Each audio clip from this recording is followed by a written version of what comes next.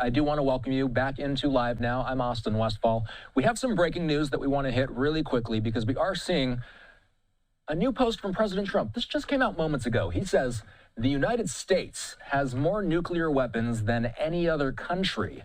This was accomplished, including a complete update and renovation of existing weapons during my first term in office. Because of the tremendous destructive power, I hated to do it, but had no choice. Russia is second. China is a distant third, but will be even within 5 years, he says, because of other countries' testing programs. The president says he's instructing the Department of War to start testing our nuclear weapons on an equal basis. That process will begin immediately. He says, thank you for your attention to this matter. We have somebody standing by here, Hal Kempfer, who's done a range of events. I know you yourself have been a part of many events, specifically in Southern California, talking about nuclear weapons. Hal, when you see this news, what's the significance of the U.S. picking up its nuclear testing once more?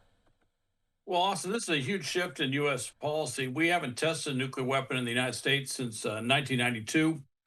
You may recall in the early 60s, all above ground testing worldwide was stopped because those massive nuclear explosions, which are encapsulated in video and film, I should say, that we see in movies and certainly newsreels and stuff.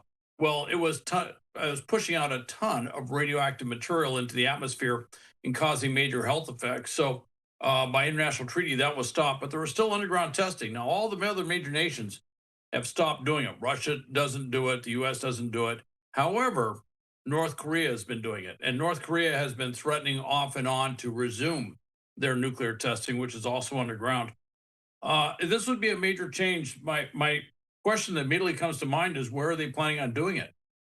The previous tests were all done in Nevada. It's an area that's not too far from Las Vegas, but that area has been basically shuttered as far as being an active nuclear testing area, obviously for over 3 decades.